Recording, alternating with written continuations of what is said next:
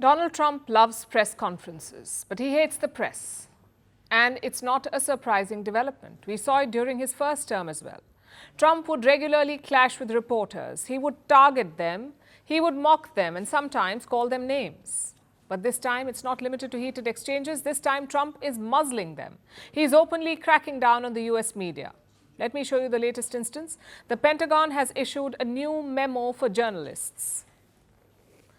Now, the Pentagon is the US Department of Defense. Actually, scratch that. It's now the Department of War. I know the joke writes itself. A wannabe Nobel Peace Laureate renamed his defense ministry to War Ministry. Either way, back to the topic. The memo has a strict order for journalists. Do not gather or publish information without authorization. Doesn't matter if the information is classified or unclassified, you cannot publish it. All journalists have been asked to sign this pledge. If they refuse, they will be barred from the Pentagon. Basically, they will lose credentials. Listen to how the Pentagon chief explained it. I'm quoting, "The press does not run the Pentagon, the people do. The press is no longer allowed to roam the halls of a secure facility, wear a badge and follow the rules or go home." Now, this has not gone down well with the US media. Press organizations have hit back at the Pentagon. They're calling it a direct assault on independent journalism. And we agree, because we are talking about the US military. They are notorious for rights violations and excesses, and that was with independent media. Imagine them without oversight. It's a disaster waiting to happen. But like I said, it's not surprising. Trump has returned to office with a playbook for everything. He's not just clashing with the media, he's cracking down on them. And this strategy is threefold. First is limiting access. It became obvious very early into his second term. You may remember when he renamed the Gulf of Mexico. Trump decided to call it Gulf of America. No more Gulf of Mexico, call it Gulf of America. Now, most of the US outlets agreed to this change, but the Associated Press did not. AP. Associated Press, they have clients all over the world. Therefore, the Associated Press stuck to Gulf of Mexico. Trump's response?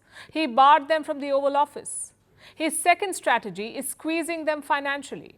Trump has cut funding to public broadcasters. He has also filed lawsuits against top media firms. Now, most of these cases have led to settlements. CBS agreed to pay Trump $16 million. ABC News has agreed to pay $15 million. Last week, he also sued the New York Times. Guess how much money Trump was asking for? A whopping $15 billion. Which brings us to the last strategy, using regulatory blackmail. And we saw that in the Jimmy Kimmel case. Kimmel hosted a late-night show on ABC, but last week he was taken off air by the network. Why? Because of threats by the US broadcast regulator. Kimmel had made comments about Charlie Kirk's murder, comments that Trump supporters did not like, and on cue, the regulator dropped a threat.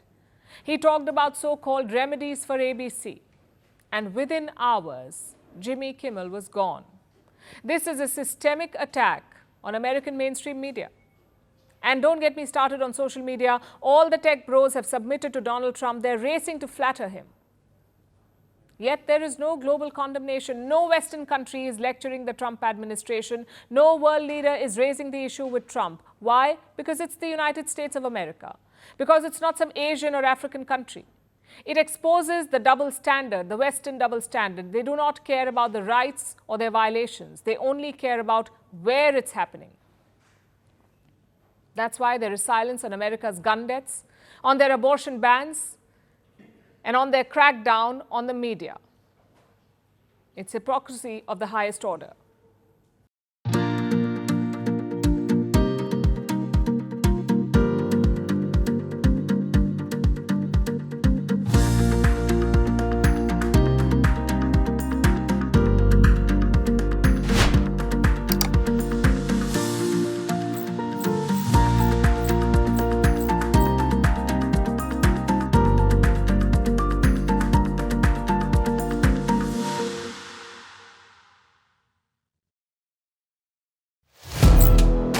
Firstpost now available in 9 languages on YouTube.